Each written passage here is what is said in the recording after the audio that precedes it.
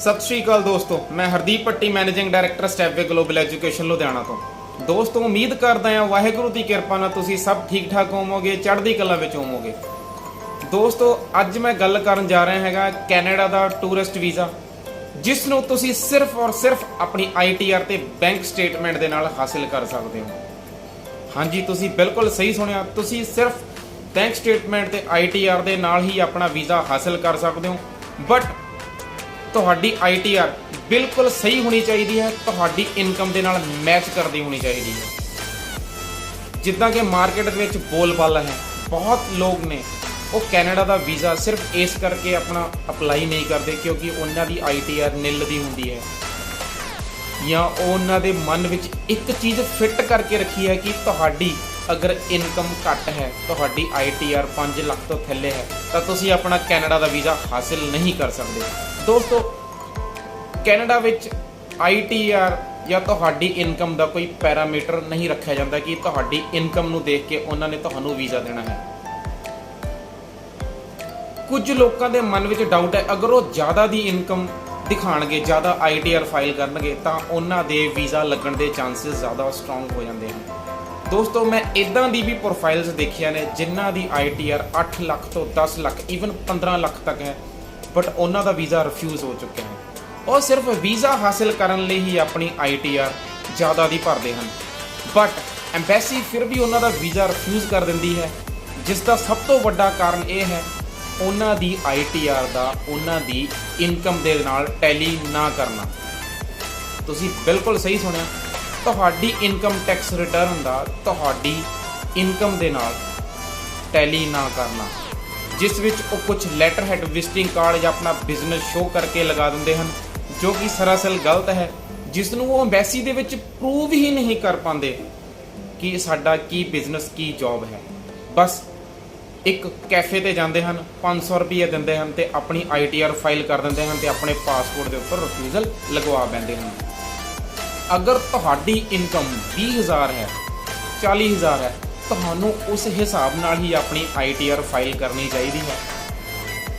Make sure ਤੁਹਾਡੇ ਕੋਲ जो ਤੁਹਾਨੂੰ इनकम आती है, अगर ਤੁਸੀਂ बिजनेस करते हो ਤਾਂ ਤੁਹਾਡੇ ਕੋਲ ਉਸ ਦੀਆਂ वैलिड बैलेंस शीट ਤੇ करंट अकाउंट होना चाहिए है। लैटर हैड ਤੇ विजिटिंग कार्ड लगाने ਦੇ ਨਾਲ कभी भी वीज़ा नहीं मिलता।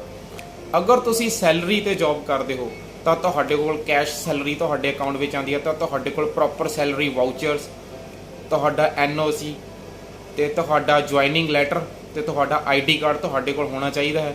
अगर ਤੁਹਾਡੀ सैलरी अकाउंट ਦੇ ਵਿੱਚ ਆਉਂਦੀ ਹੈ ਤਾਂ ਉਹ ਤਾਂ ਹੋਰ ਵੀ ਜ਼ਿਆਦਾ ਵਧੀਆ ਹੈ। ਉਸ ਵਿੱਚ ਤੁਹਾਨੂੰ ਜਦੋਂ ਤੁਸੀਂ ਬੈਂਕ ਸਟੇਟਮੈਂਟ ਲਗਾਉਂਦੇ ਹੋ ਤਾਂ ਤੁਹਾਡੇ ਕੋਲ ਪੇ ਸਲਿਪਸ ਵੀ ਨਾਲ ਹੋਣੀਆਂ ਚਾਹੀਦੀਆਂ ਹਨ। ਉਹ ਤੁਹਾਡੀ ਐਨੂਅਲ ਇਨਕਮ ਮਿਲਾ ਕੇ उस हिसाब नाल ही तुहानू ITR फिल करनी चाहिए है, ਤਾਂ ही तुसीं अपना कैनेडा का वीज़ा हासिल कर सकते हो। ज़्यादा ITR भरन दे नाल कदे भी असीं वीज़ा हासिल नहीं कर सकते। एम्बैसी नूं पता चल जाता है कि इन्हां ने ये ITR सिर्फ बाहर जाने वास्ते ही फाइल कीते हैं। कुछ मेरे वीर भरा की करते हैं, जिहड़ी ITRs ने उन्हां नूं रीसेंटली फाइल करके अपना कैनेडा का वीज़ा अप्लाई कर देंगे हैं ते उन्हां नूं बाद विच एक रिफ्यूजल का सामना करना पैंदा है। तो दोस्तों अगर तुसी अपना वीज़ा हासिल करना चाहते हो तो अपनी प्रोफाइल नूं कभी भी क्रिएट ना करो। जो तुहाडी प्रोफाइल है उसे ते वीज़ा अप्लाई करो। वीज़ा ऑफिसर को सब कुछ पता है कि तुसी इसनूं क्रिएट करने की कोशिश की है। सो कभी भी अगर तुहाडा एक्चुअल दे विच बिजनेस है तो उसकी बैलेंस शीट कभी भी लगाना ना भूलो। तुहाडी जो ITRs हैं, जो तुहाडी इनकम है, उसे अकॉर्डिंग ही अपनी ITR ਨੂੰ फाइल करो ਤਾਂ कि ਤੁਸੀਂ ਉਸ ਨੂੰ ਪ੍ਰੂਵ ਵੀ ਕਰ ਸਕੋ। अगर ਤੁਹਾਡੇ ਕੋਲ 4 ਲੱਖ ਦੀ ITR है, ਤੁਸੀਂ 4 ਲੱਖ ਦੀ ITR ਭਰੀ है, ਤਾਂ ਤੁਹਾਡੀ ਐਨੂਅਲ ਇਨਕਮ 4 ਲੱਖ ਦੇ ਨਾਲ ਟੈਲੀ ਹੋਣੀ ਚਾਹੀਦੀ ਹੈ। ਉਸ ਨੂੰ ਆਪਣੀ ਕਵਰਿੰਗ ਲੈਟਰ ਦੇ ਵਿੱਚ ਮੈਂਸ਼ਨ ਕਰੋ ਕਿ ਮੈਨੂੰ ਮੰਥਲੀ ਐਨੂਅਲੀ ਇੰਨੀ ਇਨਕਮ ਹੈ ਤੇ ਉਸ ਦੇ ਪ੍ਰੂਫ ਉਸ ਦੇ ਨਾਲ ਲਗਾਓ ਤੇ ਆਪਣਾ ਕੈਨੇਡਾ ਦਾ ਵੀਜ਼ਾ ਫਿਰ ਹੀ ਤੁਸੀਂ ਹਾਸਿਲ ਕਰ ਸਕਦੇ ਹੋ। ਐਵੇਂ ਗੁੰਮਰਾਹ ਹੋਣ ਦੀ ਜ਼ਰੂਰਤ ਨਹੀਂ ਹੈ। ਕੋਈ ਤੁਹਾਨੂੰ 5 ਲੱਖ 10 ਲੱਖ 15 ਲੱਖ ਤੱਕ ਦੀ ITR ਫਾइल ਕਰਨ ਦੀ ਲੋੜ ਨਹੀਂ ਹੈ। ਮੈਂ ਉਹਨਾਂ ਦਾ ਵੀ ਕੈਨੇਡਾ ਦਾ ਵੀਜ਼ਾ ਲੱਗਦਾ ਦੇਖਿਆ ਜਿਨ੍ਹਾਂ ਦੇ ਅਕਾਊਂਟ ਵਿੱਚ 3 ਤੋਂ 4 ਲੱਖ ਦਾ ਬੈਲੈਂਸ ਹੈ।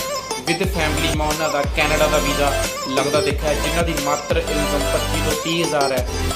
सो दोस्तों ਜ਼ਿਆਦਾ ਫੰਡਸ ਹੋਣ ਨਾਲ ਤੇ ਜ਼ਿਆਦਾ ITR ਹੋਣ ਦੇ ਨਾਲ ਹੀ ਤੁਸੀਂ ਆਪਣਾ ਵੀਜ਼ਾ ਹਾਸਿਲ ਨਹੀਂ ਕਰ ਸਕਦੇ। ਲੋੜ ਹੈ ਜੋ ਤੁਹਾਡਾ ਜੈਨੂਨ, ਜੋ ਤੁਹਾਡੀ ਐਕਚੁਅਲ ਇਨਕਮ ਹੈ, ਉਸ ਹਿਸਾਬ ਨਾਲ ਆਪਣਾ ਵੀਜ਼ਾ ਅਪਲਾਈ ਕਰੋ, ਸ਼ੋਰਲੀ ਤੁਹਾਨੂੰ ਵੀਜ਼ਾ ਮਿਲੇਗਾ। ਵਧੇਰੇ ਜਾਣਕਾਰੀ ਲਈ ਸਾਡੇ ਦਿੱਤੇ ਗਏ ਨੰਬਰਾਂ ਤੇ ਸਾਨੂੰ ਕਾਲ ਕਰੋ।